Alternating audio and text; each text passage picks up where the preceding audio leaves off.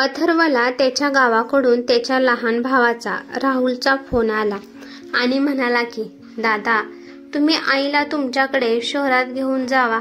आई जर इथे राहिली तर माझा ते संसार मोडून टाकेन. अथर्व म्हणाला की काय झालं आहे? राहुल म्हणाला की दादा, तुम्हाला तर माहित आहे की आईला भांडण केल्याशिवाय तिचं पोटच भरत नाही. तिला किती वेळा सांगितले आहे पण ती माझं काहीच ऐकत नाही. पहिल्यांदा स्वतःहून आई माझ्या बायकोसोबत भांडण करते आणि मग पूर्ण गावात आई माझ्या बायकोबद्दल चुगली करत फिरत असते. हे बघ दादा, माझी बायको 10 दिवस झालं माहेरीमध्ये जाऊन बसली आहे आणि ती म्हणत आहे की जोपर्यंत तुमची आई त्या घरात आहे तोपर्यंत मी नांदायला येत नसते. अथर्व म्हणाला की ठीक आहे राहुल, मी उद्या आईला नेण्यासाठी येतो. तू काळजी करू नकोस, तुझा संसार कोणी सुद्धा मोडणार नाही. फोन ठेवल्यानंतर अथर्वला खूप चिंता वाटू लागली.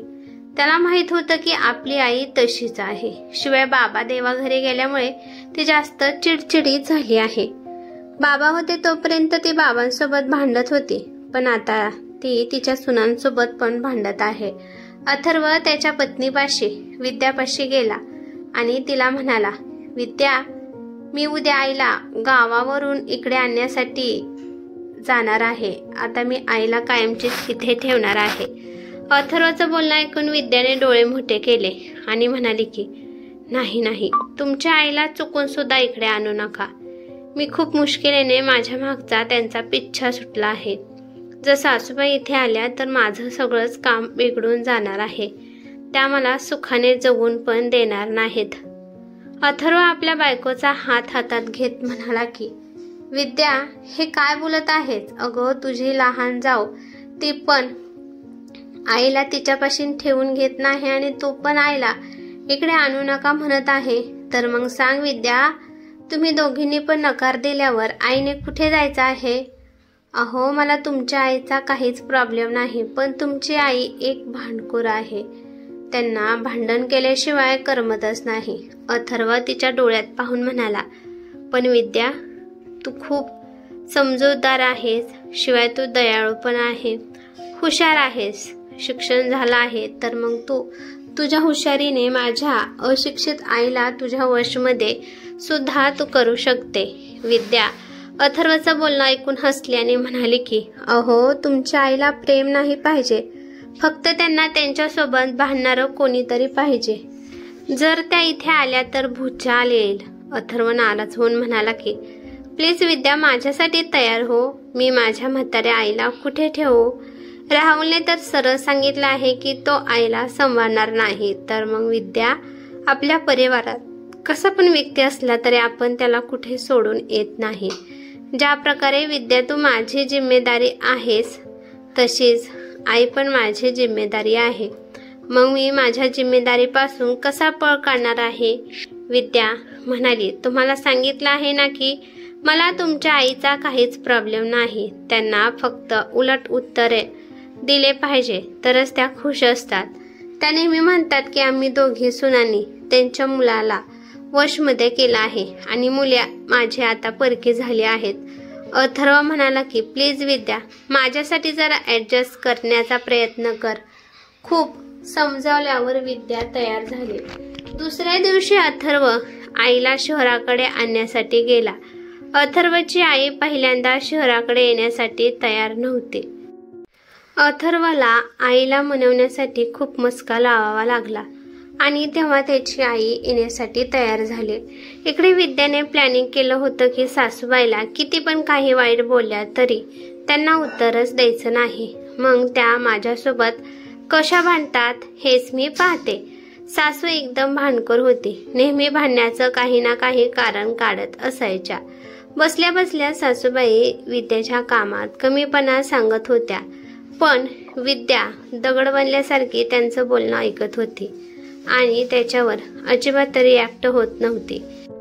विद्या सासूबाई सोबत भांडतच नव्हती. ती तिच्या मनाने सासूची खूप काळजी घेत होती. परंतु हळूहळू सासू नाराज दिसू लागली. त्यांना आता शहरात राहू वाटत नव्हतं, कारण इथं भांडण करण्यासाठी कोणच नव्हतं.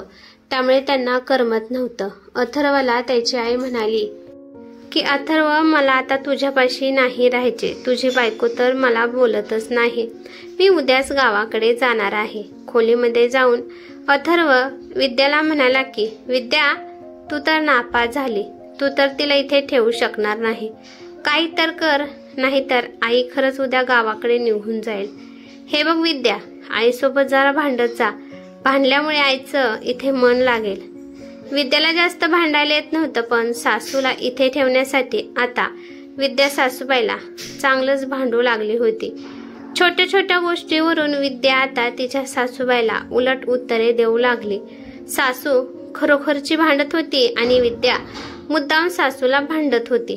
पण एके दिवशी त्या दोघींमध्ये खरोखरीचीच खूप भांडणे झाली. संध्याकाळी जेव्हा अथर्व घरी आला तेव्हा त्याची आई त्याला म्हणाली की हे बघ अथर्व, तू तुझ्या बायकोच्या तोंडाला कुलूप लाव. आज तुझ्या बायकोने सगळ्या मर्यादा ओलांडल्या होत्या आणि ती मला दुपारी नाही ती बोलली. अथर्व मोठ्याने विद्याला म्हणाला की विद्या, तुला लाज वाटत नाही का? तू माझ्या आईला आज नाही ते बोललीस. जर याच्या पुढे तू आईला उलट बोलली तर तुला मी या घरातून हाकलून लावीन. तुला ऐकायला येत आहे ना मी काय म्हणत आहे? माझ्या आईसोबत वाईट बोलणाऱ्याला मी घरात राहून देणार नाही. असं म्हणून अथर्व बाथरूममध्ये फ्रेश होण्यासाठी निघून गेला.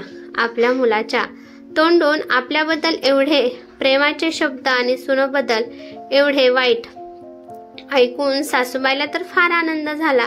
सासूबाई लगेचच आनंदाने विद्यापाशी गेल्या आणि तोंडावर हसू आणत विद्याला म्हणाल्या की तू मला म्हणाली होतीस की अथर्व तुझा पहिला नवरा आहे, नंतर माझा मुलगा आहे. आता तो जो काही म्हणाला त्यावर तुला समजलं ना? तो पहिल्यांदा अजून पण माझा मुलगा आहे आणि तुझ्यापेक्षा तो माझी इज्जत करतो. सासूबाईचं बोलणं ऐकून विद्याने रडकुंडी तोंड केलं आणि मुद्दाम म्हणाली की ठीक आहे सासूबाई, तुम्ही तुमच्या मुलासोबत या घरात आनंदाने राहावा. मी उद्या सकाळीच मुलांना घेऊन माझ्या माहेरी कायमची निघून जाणार आहे. विद्याचं बोलणं ऐकून सासूला तर झटकाच बसला. त्या घाबरून म्हणाल्या की अगं विद्या, असं करू नकोस. तो माझा मुलगा आहे, त्याला मी लहानाचं मोठं केलं आहे, त्यामुळे तो माझा पक्ष घेतच असतो. आणि शिवाय तो तुझा पण नवरा आहे आणि असं पण नवऱ्याचं बोलणं मनावर घेत नसतात. तुला तर त्याच्यासोबत पूर्ण आयुष्य काढायचं आहे. मी तर 4 दिवसाचीच या जगाची पाहुणी आहे. जोपर्यंत मी जिवंत आहे तोपर्यंत तो माझी साईड घेत आहे. सासूबाईच्या बोलण्यात तिला खूप दुःख दिसलं. विद्याने सासूच्या चेहऱ्याकडे पाहिलं तर त्यांचा चेहरा पूर्णपणे पडला होता. त्यांना आता वाईट वाटत होतं. विद्याने जेव्हा सासूबाईकडे दयाच्या नजरेने पाहिलं तेव्हा अचानक सासू हडबडली आणि उदास चेहऱ्याने त्या त्यांच्या बेडरूममध्ये निघून गेल्या. थोड्या वेळाने अथर्व पण बाथरूममधून फ्रेश होऊन आणि कपडे बदलून आला आणि किचनमध्ये विद्यापाशी गेला आणि तो विद्याकडे पाहून हसू लागला आणि मुद्दाम तो विद्याला म्हणाला की मी मगाशी काय म्हणालो ते तुला ऐकायला आलं ना?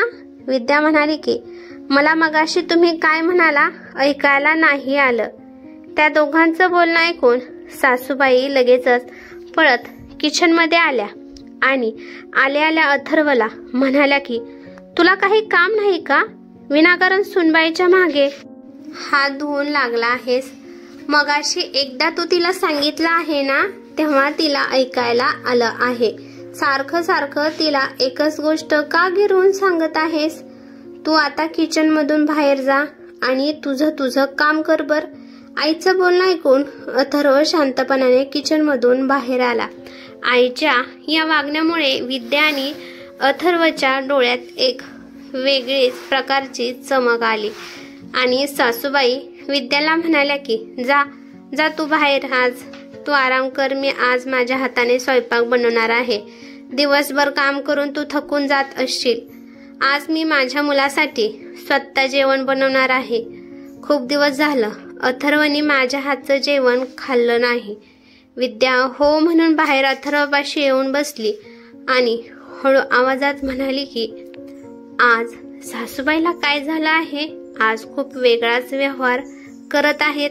अथर्व म्हणाला की ती वेगळा व्यवहार करत नाही, हे स्वाभाविकच आहे. आई बाबाची खूप प्रिय होती. त्या दोघांमध्ये नेहमीच भांडणे होत होती, पण त्यांच्या भांडणामध्ये प्रेम लपलेलं असायचं. बाबाचं निधन झाल्यावर आई डिप्रेशनमध्ये गेली होती. आईला वाटत होतं की बाबानंतर आता या जगात तिचं कोणीच नाही. दोन्ही मुले सुनांचे झाले आहेत आणि मुलगी पण जावयाची झाली आहे.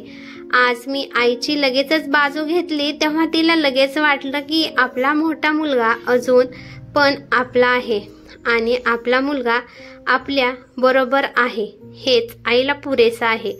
तिला कळाले आहे की आज पण ती एकटी नाही. तिचा मुलगा बायकोच्या विरोधात जाऊन अजून पण माझ्या बाजूने बोलत आहे.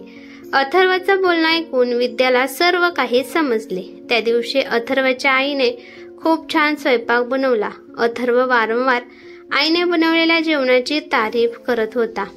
आई आपल्या मुलाच्या तोंडून आपली तारीफ ऐकून खूप खुश होत होती. दुसऱ्या दिवसापासून अथर्वची आई खूपच बदलली होती. त्या जास्त करून भांडत पण नव्हत्या. जेव्हा पण विद्या काही काम करत असायची तेव्हा सासूबाई तिथे यायच्या आणि तिला कामात मदत करू लागत होत्या.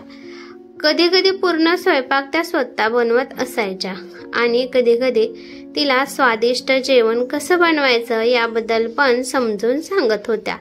अथर्व पण आता पूर्णपणे आईला वेळ देत होता. आईपाशी बसून दिवसभर काय घडलं याबद्दल तो आईला सगळं सांगत होता आणि लहानपणीच्या आठवणी काढून तो आईला हसवण्याचा प्रयत्न करत असायचा आणि आई पण अथर्वसोबत खूप हसत होती. शिवाय विद्यासोबत पण सासूबाईचे संबंध मधुर झाले होते. आता सासूबाई विद्याला माहेरी पण पाठवत होत्या. म्हणत होत्या की मी आता काम करत जाईल, तू बिनधास्त माहेरी राहून ये. जेव्हा मुलगा आपला वाटू लागला तर मग सून परकी तिला कशी वाटणार होती. त्याप्रमाणे सासूबाई पण सुनेला आपलं मानत होत्या. प्रत्येकाशी प्रेमानेच वागले पाहिजे. जे तुमच्याशी वाईट वागतात त्यांच्याशी प्रेमानेच वागले पाहिजे. ते चांगले आहेत म्हणून नाही तर तुम्ही चांगले आहात म्हणून. सासू सुनेचे नाते म्हणजे जणू एकमेकांच्या पाठीराखीने. कितीही तू मेमे झाले तरी राहतात सहजीवनाच्या सोबतीने. कथा आवडल्यास लाईक शेअर नक्की करा आणि अशाच नवनवीन कथा ऐकण्यासाठी चॅनेलवरती नवीन असाल तर चॅनेलला सबस्क्राईब करायला विसरू नका. धन्यवाद.